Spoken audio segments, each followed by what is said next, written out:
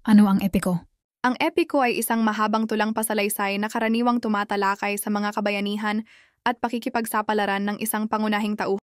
Ang epiko ni Gilgamesh ay nagmula sa bansang Mesopotamia, partikular sa sinaunang lungsod ng Uruk, na ngayon ay bahagi ng modernong Iraq. Ang Mesopotamia ay kilala bilang Cradle of Civilization dahil dito umusbong ang mga unang lungsod, sistema ng pagsusulat, cuneiform, at mga dakilang epiko.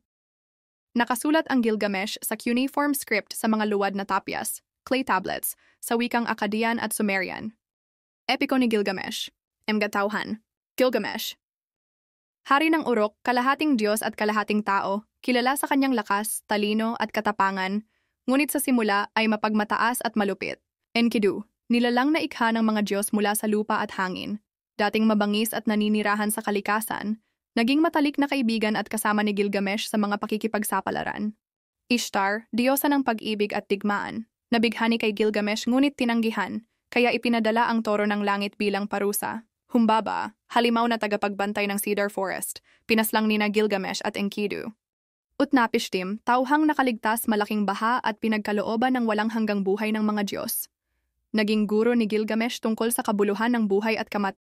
Mga Diyos ng Mesopotamia, kabilang sina Anu, Diyos ng langit, Shamash, Diyos ng araw at katarungan, at Enlil, Diyos ng hangin at lupa, na may kani-kaniyang papel sa paghubog ng kapalaran ng mga tauhan. Si Gilgamesh ay ang hari ng Uruk, matagal na panahon ang nakalipas. Sa lungsod ng Uruk, namuno si Gilgamesh, isang makapangyarihang hari na may lakas at talinong higit sa karaniwan.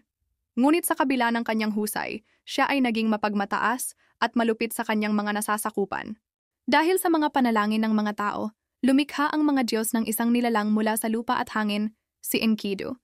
Siya ay malakas at matapang, isang nilalang na isinilang upang maging karibal at balanse sa kapangyarihan ni Gilgamesh. Nang magkita sina Gilgamesh at Enkidu, agad silang nagtagisan ng lakas. Nagkaroon ng matinding labanan, ngunit walang nakalalamang. Sa huli, natagpuan nila ang respeto sa isa't isa at naging magkaibigan.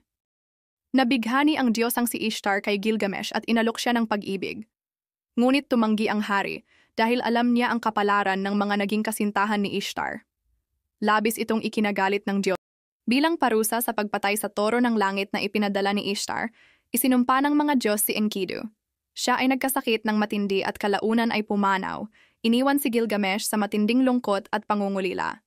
Sa paghahanap ng walang hanggang buhay, nakatagpo ni Gilgamesh si Utnapishtim na nagsabi sa kanya ng katotohanan, ang kawalang kamatayan ay para lamang sa mga Diyos. Sa huli, natutunan ni Gilgamesh na yakapin ang kanyang pagiging mortal at gawing makabuluhan ang kanyang buhay para sa kanyang bayan. Mensahe ng epiko ni Gilgamesh kahalagahan ng pagkakaibigan. Ang pagkakaibigan ni Gilgamesh at Enkidu ay nagturo sa kanila ng kababaang loob, tapang at tunay na kahulugan ng pakikipagkapwa.